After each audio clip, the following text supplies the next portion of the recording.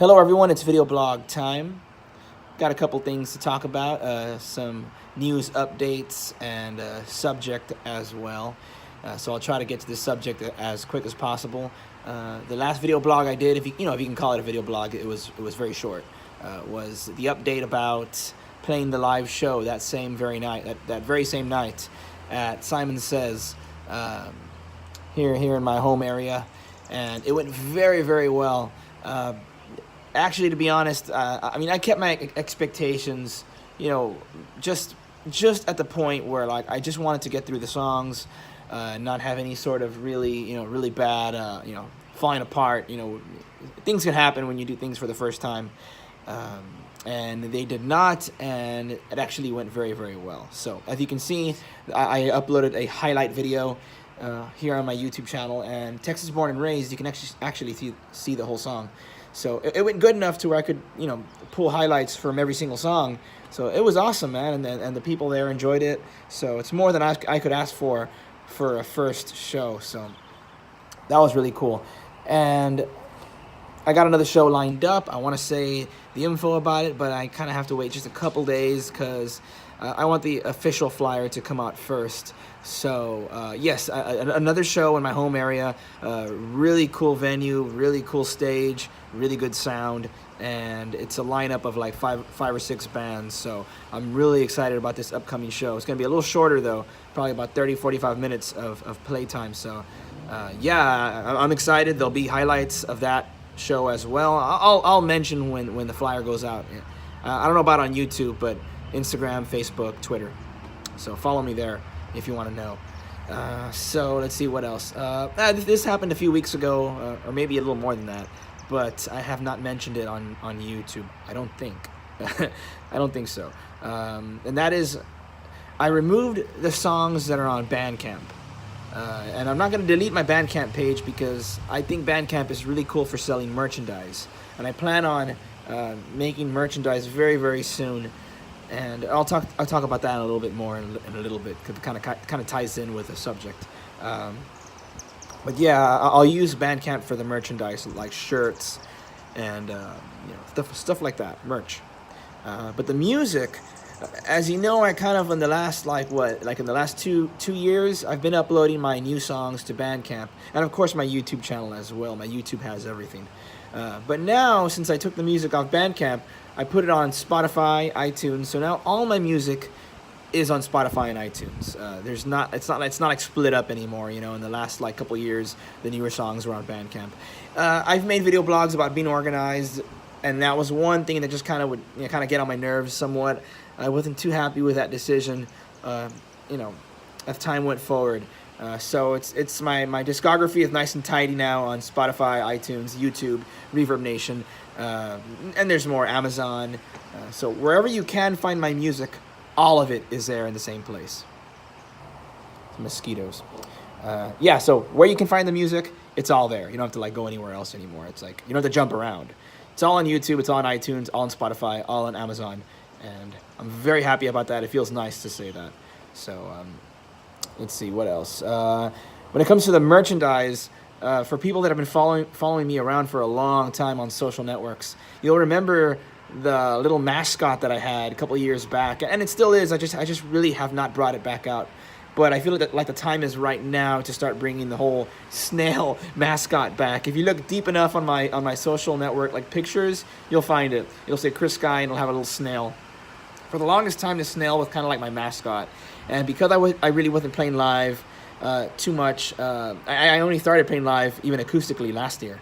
So now with the full band thing, it's a good time to bring that back out. Plus, it's a lot better for merchandise than my face on a T-shirt. Who wants to wear a shirt with my face on it? So yeah, look for that. And I'm also gonna be getting different designs of the snail, and it's got a long story actually, or kind of long story on why the snail is my mascot for this project. But yeah, it's kind of a little bit of a story. I'll talk about it later on a different video blog. So I think that's it for the news. I'm kind of starting to brainstorm the next Star Peaches, which is the children's story. I put out the first installment last year. I'm not going to start it yet, but maybe the production will start maybe like later on this year, quite a bit later, because once I get into that, it's a long process, and I have to be fully invested in it. So yeah, I'm not going to start it yet, but sometime this year, later on in the year, I am going to start the production for the second Star Peaches. First is going to be an EP of songs. What kind of songs? I'm not 100%. I'm kind of torn this way, and then I'm kind of tearing myself back this way. So I'm splitting my ideas up somewhat. On one side, I have like a lo-fi alternative rock kind of project going. I mean, not project, but well, project in terms of what I'm going to release, like what kind of music. But on this side, I'm kind of working with some like piano-driven songs, like very, very organic kind of piano-driven songs. I guess something in the vein of like Purple Rose or Strands of Hope, something like that. So it couldn't be more different. But I'll pick one. Whatever I feel has the stronger songs, I'll go that way, and that'll be my next EP. So look for that. I'll give updates on it, of course, but probably within the next couple months. That's when I'll be working hard on that. But for the most part, the main thing that's getting my attention right now are the shows. So yeah, that's it for the news updates of this video blog. It's already about 6 minutes and 24 seconds. So the subject, promotion. Now I talk about DIY music, DIY entertainment, and little tips here and there, and you take them with a grain of salt, because it's not like I'm some superstar or anything. I'm just a small artist that chooses to do things this way because I like the freedom of it, and I feel like mosquitoes. I like the freedom, and I really enjoy it. So if I have something I want to say, I'll say it. You can take it with a grain of salt, and sometimes maybe what I'm saying is right. Maybe sometimes it's right on depending on like point of view, but nevertheless, I still enjoy saying this stuff and giving, like, I guess you can call it advice of some sort.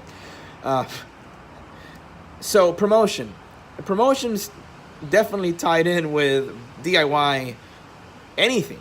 It's tied into everything, not even DIY, just whatever. Big company, Geico, Google, a small internet artist. I mean, everyone needs to promote themselves if they want to have some sort of career or some sort of, granted, you own your own business or you are your own boss. Obviously, if you work at, like a fast food restaurant, not that there's anything wrong with that. I've done that myself. Obviously, maybe promotion's not a thing there. Or if you work for a big company and you get out of work and you're like, all right, I'm out, I don't want to think about it anymore, well, then obviously it's a different sort of thing. But if you own your business, your career, your hobby, obviously promoting would be something that you got to think about, and it can be quite tricky for any level of business or music or entertainment. Yeah, I mean, that's why everyone isn't, what's his name, Warren Buffett or Bill Gates, right? Or Bono, or even half of that success level. But nevertheless, we have to think about it, because promoting is something we all have to do. And it's very, very tricky. I'm just going to keep it to DIY because that's what I know. At least I think I know. It's what I have to promote. And why is it tricky? I'm trying to find a good way to start this. It's tricky because not everyone reacts the same way. I mean, it's like that at all levels. But when you're working at the DIY level, there's no real path. See, there's no real pathway to, oh, this person's done it that way and now it's successful. Well, in the DIY world, if someone's already done it that way, you're probably too late. At least in some career choices. Maybe in more business, maybe that's not the case. Maybe you can actually copy somewhat. But in music, I mean, you can't really and that's mainly what I'm talking about. DIY music, like always. If you copy someone, well, you're copying. That's not cool, So you kind of have to find your own way. You can be influenced by certain things and say, I want to do something kind of like that. There's nothing wrong with that, of course. But You got to find what works for you. Number one, that's if you enjoy your music or your whatever it is you do so much that you do not want to sacrifice it. If you want to sacrifice it for doing certain things, then by all means you can do a way more different things. And if you just want to basically throw darts in the dark, then you can do that, and maybe one will stick, and then you can go with that. But for people that are very passionate about doing a certain thing in a certain way, like I am with my project, you're going to want to do things that work well for that project. And I've talked about that endlessly on these video blogs. And it's very, very important, because a good example would be, say I don't know, maybe one of my covers does very well, right? They come in, say the cover is like, I don't know, something totally different to what my music sounds like. You're going to feel that, trust me. At some point, you're not going to get, say I get, I don't know, let's see, 5,000 subscribers from one cover. I get 5,000 subscribers from a cover. They all come in. I'm like, sweet, they're all going to hear my music.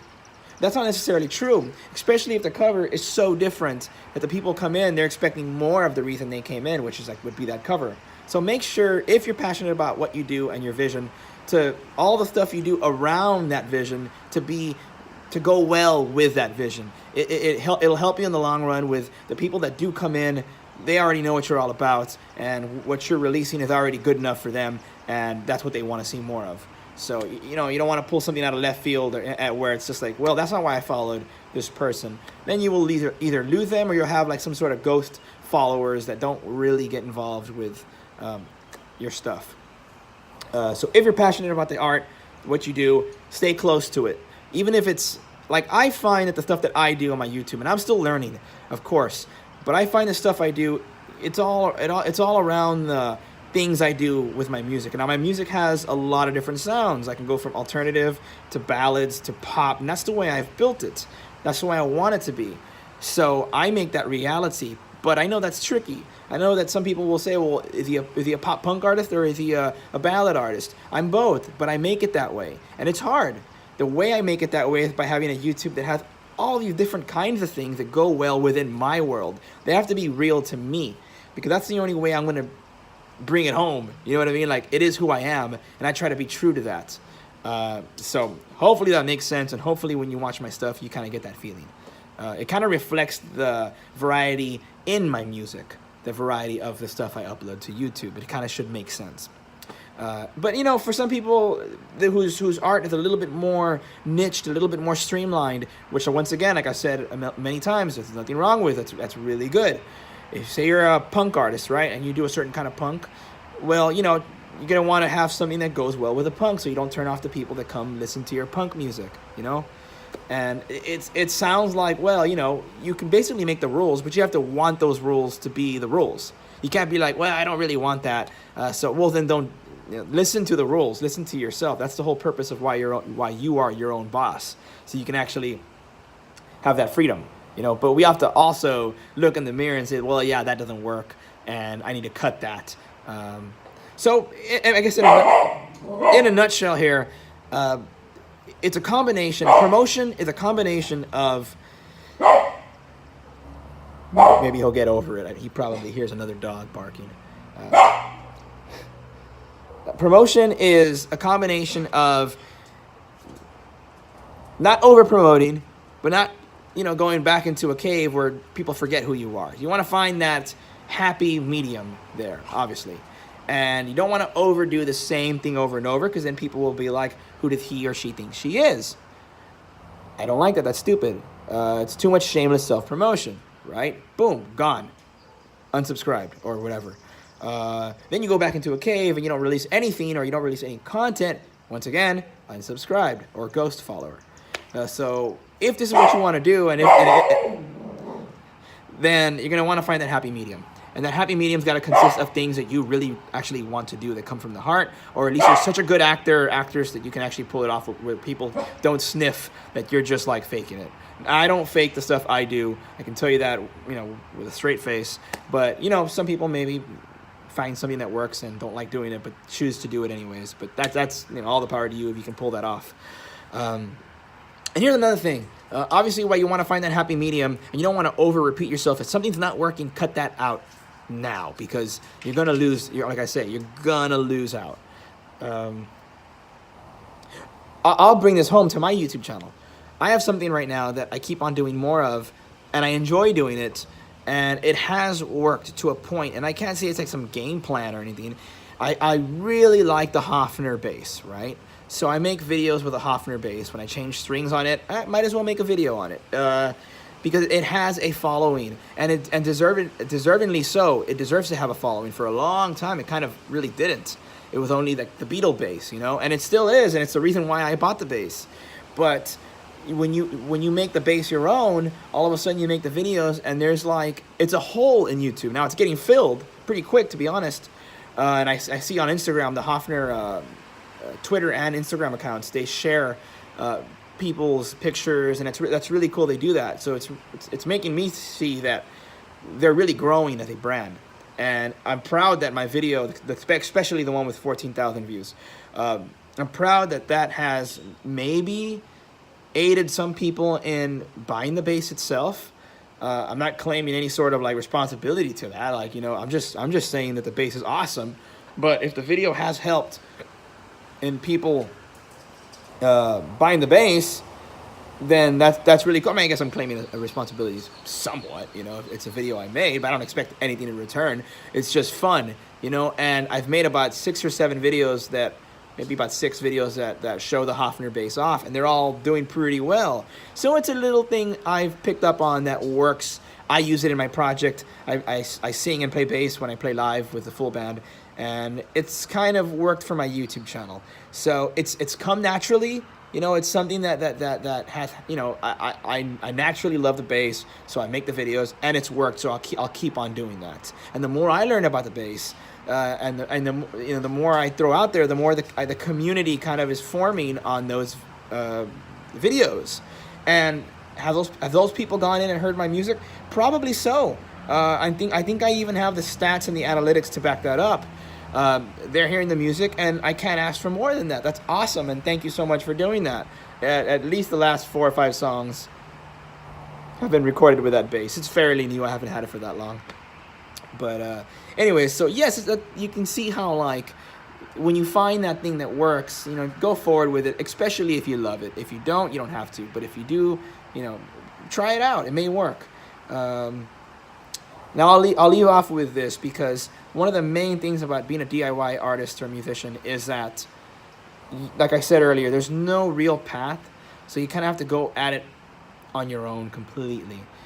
Don't be surprised if, even if you're good, like, even if you have a lot of good friends, family that support you, don't be surprised if you don't get that much help from people. And it doesn't mean you have to like scoff at that, you know, when you're alone, or you know, when you're just thinking.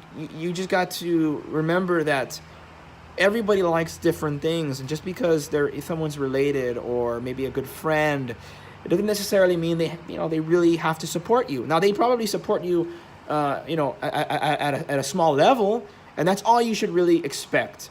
Because trust me, it's you can't hold someone to that. You know, I make a new song, I throw it out, I want people to like it. Doesn't mean everyone's going to respond the way you want them to, and you shouldn't expect that. There are people that are in your life that support you, and that's all you can really ask for. Not everyone's going to support you at the same time. So sometimes it gets worse than that. I'm not just speaking out of my own experience, and I'm not speaking out of my experience all that much, to be honest. I have a great support team, and great friends and family that do support me. But I also know out of experience, I've been doing this for a long time, that not everyone's going to you know, pat you on the back, you know, and say good work at the same time. You have to work for that. Not everyone sees everything at the same time, and good Lord, we know what like Facebook algorithms are like as well. Not everybody sees the posts, you know, and YouTube's getting worse and worse with that as well. So, you know, it can be tough. So, and sometimes your art may be something maybe that your friends or your family aren't even into, you know, and they still support you. So you have to appreciate that, but don't expect that much, because say you're a country artist and all your friends are into rock and roll, or say you're a rap artist and all your friends are into country. You know, you never know. It's just something that, like, just appreciate the support you do get. and try to be positive about it, because getting negative is only going to slow you down. I talked about that on the first video blog of this year, or was it the last video blog of last year? I'm not too sure. So I've been trying really hard to release content this year without any expectations. At the same time, I have to have a level of, there has to be a level of growth, or else obviously I'm not getting anywhere really. So, but I'm trying to balance that out, and that's the whole point of why I made that decision to not try to dwell on things too much. So to just move forward, and with that, the reason I'm saying that is because you guys sometimes find a way to reach other people. It's not always going to grow out of your core audience. Sometimes you have to grow out of an audience you don't really know. You just have to figure out how to reach people. That's, if we knew, we'd all be, Bill Gates, or we'd all be, Bono, we'd all be 21 Pilots or Paramore, or you name it. But that's just not how it is. We have to have a great work ethic. We have to have a good team around us. Even if it's a small team, there's got to be someone telling us the truth and someone we can bounce ideas off of. There has to be you can't give up. That's number one, actually. And you have to spend a little bit of money in what you're doing here and there. You can be smart about it, but you have to spend money. You have to look in the mirror and figure out when you're doing things wrong. There's a lot of things to do. But and not to mention, you can do all those things and you still need a couple strokes of luck, So, it's all that put together. So it's likely you're going to fail in terms of like your highest level of like your highest goal, your biggest goal, right? Chances are you're probably not going to reach that. And that's why I've been trying to think a lot more about smaller goals and just building from there. But building may not be the way you think. It could be something totally different. That's why I think thinking very, very short term is very, very good. It's hard to say what exactly is going to happen. I made Star Peaches for 5 months last year, a little longer than that actually, and I can tell you right now, the Star Peaches liftoff, when I first threw it out, it was slow. And it's not like it's like growing massively right now or anything, but the liftoff of Star Peaches was slower than I was hoping it would be. And maybe that's my fault of having too many expectations, of thinking too much a certain way and getting stuck in it, that I didn't foresee that it would have a very slow liftoff. And it makes sense when I look at it now, but it also suffers a little bit from it suffered from a slightly slow algorithm from Facebook. I kind of wanted to upload it again after the first week, but I was like, there's good comments already. I don't want to restart that. It's kind of rude, to be honest. So I kept it and just I'm still growing it. It is what it is. So you can't get down when stuff like that happens, and the expectations it's very important to not get ahead of yourself. Don't second guess something. Don't assume something, because you can totally go off because of that. So anyways, yes, you never know where your following is going to come from. You never know where it may not come from your local organic audience, but you do need some of that. So work at it. I'm not saying to not work at it, because if you have an organic audience, that's the most beautiful thing. It's the quickest way to grow something. But sometimes, and some artists have had to kind of bypass that and figure it out, because it just didn't happen. It happened, I've heard of artists that aren't famous in their or successful in their country, and they're successful like overseas. You never know how, and then that spreads, and all of a sudden they do have an organic audience. So you never really know. So just kind of always look around and be mindful of that. And I'll end with this. I know I said I was going to end earlier, but I'll end with this. We are not from the machine. The DIY community, us, me, you. We are not of the big machine, okay? If you're on an independent label that has a lot of power, they put you on the tours, they put you on opening slots, they get your album in magazines. That's how it rolls. It's that circle of things. If you're on that, then obviously you can do things kind of the more old school way, and it's tried and true, and it's very powerful. You get on, satellite radio, and you get fans like that. Now, I think even nowadays, you don't want to just rest on that either. If you're doing that, you probably also want to use social networks in a creative way. I've seen several bands that are signed to big indies. I've seen them become more popular than other bands on big indies because they keep their social networks going while some of the other ones don't. I've seen that, and I won't name names, but I've seen that happen. So it helps even at that level. Hell, I think it even works in the majors. Savvy people on social networks make everything work out better in their career. In music, at least. What do I know about anything else, really, right? So I'll end with that. We are not in that machine. We are in this world. That is if you're aspiring to stay in this world. I don't know the future, but I do know that I'm happy in it right now. So my foreseeable future is to be a DIY pop rock artist. And if yours is too, you can't compare yourself 100% to how Taylor Swift does things, to how other you can be influenced, and you can definitely be, get things she does artistically or whoever you're into artistically, but it's hard to career-wise to base what you're doing off of them. It's so different. It's such a different thing. And frankly, we need to find things that work in our world as well. So the more creative we get, the better we can do things, and maybe even share a couple ideas here and there with each other. So to say, oh, this kind of works, you should try something like this. It's such a different world that it's hard to say, like, oh, copy that way that so-and-so made it. Say, Macklemore made it this way, or, so-and-so made it this way. His name popped in my head. I kind of remember him not having a label when he kind of first showed up. I could be wrong, but I kind of remember that.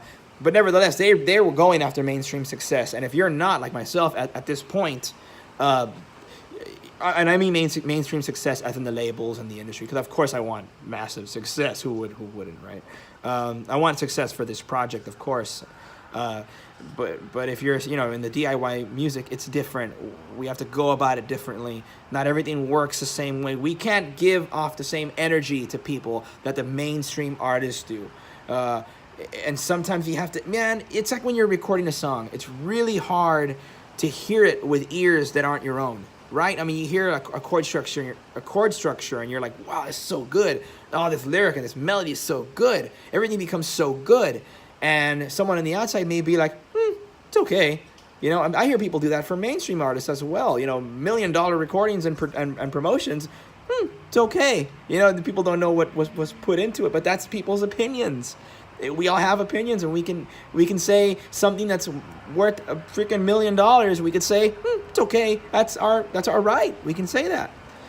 So it's just funny to me that because music is so subjective, and art in general is so subjective, that we can do that. It's like when someone is on the red carpet and they're wearing like $1 million outfit, and someone's like, wow, that looks terrible. It's just funny how it can be that way. I like the 21, the Forever 21 outfit more, that sort of thing. So anyway, let me catch my, where was I? So yeah, it's such a different thing. A celebrity with a big, massive career can say something, can say something and come off a certain way to the fans. But as a DIY artist, if you copy that and do it on your own page with 1,000 followers, it may be seen entirely different than the big person is viewed. So there's different things work at different levels, in my opinions, and some same things work at the different levels as well. So it just depends. All I'm teaching here is there's a lot of nuance that goes on, and just try to find the nuance that works with you. I see my analytics, they're going up. It's very slow, but they're going up, and that's what matters to me in the end. So anyways, if you have ideas of what's worked for you in your DIY music project, obviously, there's the old school, still tried and true things like touring, printing flyers the old school way, doing things off a social network as well can only help altogether the big old ball of what is your project and the bubble that your project lives in. So just anyone who's watched my videos, checked out my music, any part of this YouTube channel or Spotify or iTunes or Facebook, or who's been to my my few shows, but there'll be more coming up very, very soon. If you've been a part of all that, thank you so much. And yeah, hope you've enjoyed this. Till next time, rock on. I like the lighting out here right now. Till next time, rock on.